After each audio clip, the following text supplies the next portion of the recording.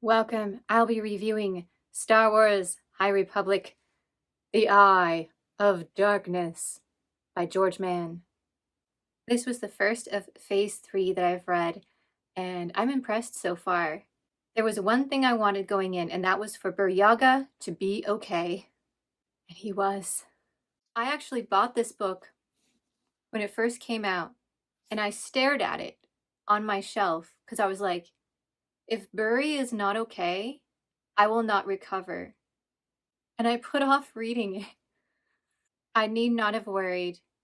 He found an underwater cave and was saved. The new storyline is so fascinating. The timeline is about a year after the end of Phase 1, where Starlight Beacon fell. In other words, I blame it on the Nihil. A year after this book, which incidentally is still my favorite so far of the High Republic series. So we got this one after this one. The Nihil are at it again. They have created the OZ, the occlusion zone, which basically locks down a specific area of space.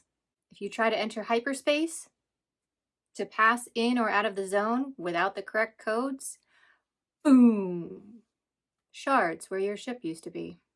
If you somehow manage to get through the storm wall barrier, scav droids are going to lock onto your ship and rip it apart. Because again, you don't have the right codes. I love this concept because it kind of separates all the characters by this impenetrable barrier. So you have all these characters inside the Nihil zone who can barely survive. They have like no food, no supplies. If they try to move planets, their ship is destroyed or very close to it. There's nowhere to call for help. There's no backup coming.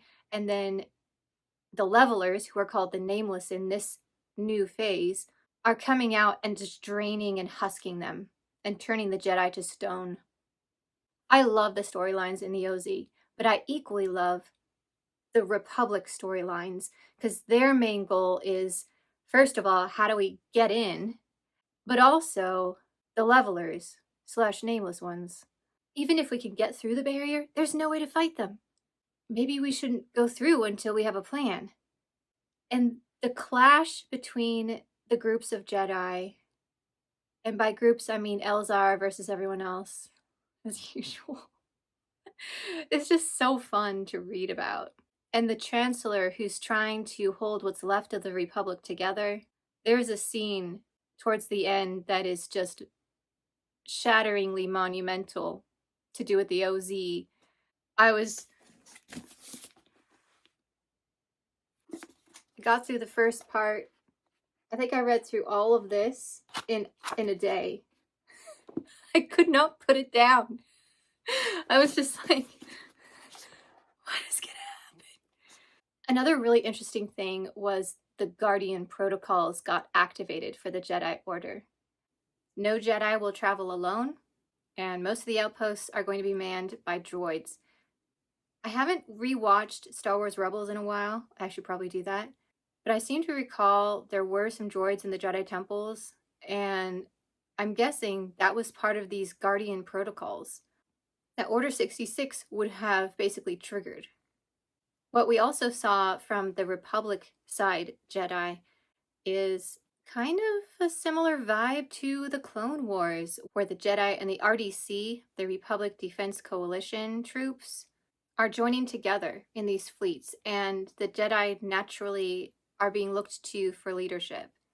You can see from Bell and from some of the other Jedi out there, they're like, this is weird. I'm not really comfortable leading a bunch of troops, but I mean, I guess no one else is here to do it. I always wondered why the Jedi were so blasé during the Clone Wars, especially Master Yoda. Here he's handed this entire... Now, granted, the clones are amazing. I would not turn them down either.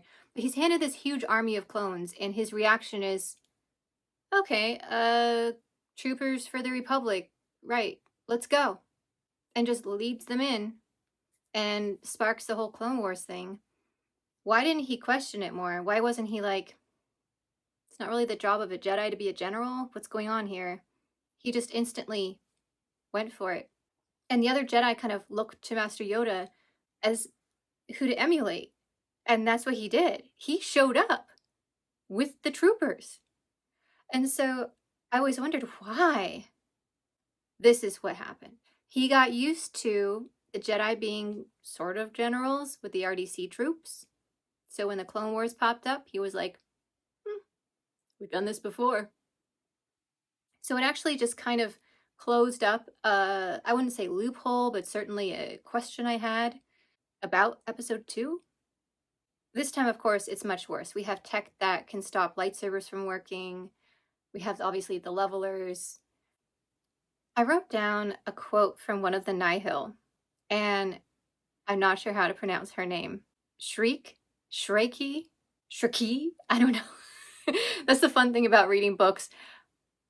Phase 1 and 2, I pronounced it Nihil because I thought Nihil sounded cooler, but then Blind Wave is like, no, no, no, it's Nihil. I'm like, all right, you probably know more than I do, so it's Nihil, I guess. She was more of a noble kind of a person, and the Nihil came to her planet, started destroying everything, and her reaction was to join them. And this is why.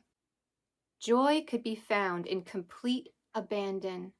And the reason for it is before, never allowed to say, do, or act the way she wished, it was utterly intoxicating.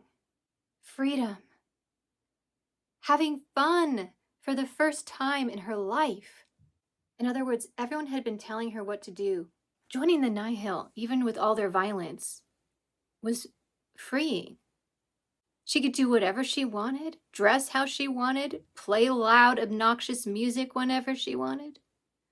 So that was a really fascinating perspective to find out why various people decided to join them.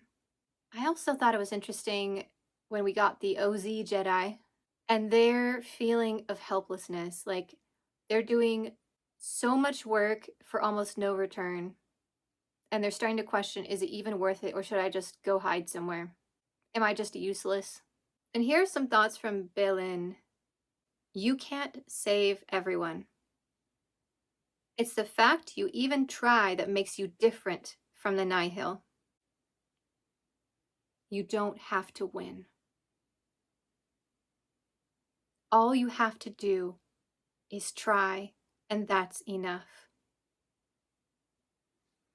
Master Yoda's famous quote about do or do not, there is no try, is helpful in certain situations.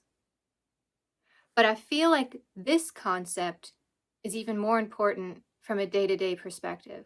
When life is beating you down and you're in overwhelmingly poor odds, like being an OZ Jedi, you're not going to win. And there's compassion in trying, even if you don't succeed. I just wanted to end with that because this was very profound. Sometimes it feels like our world right now is spinning out of control and everything's going wrong. And what can we even do? You read the news, it's horrific. What can I, one person, do? What you can do is try. And that is enough. Trying is enough.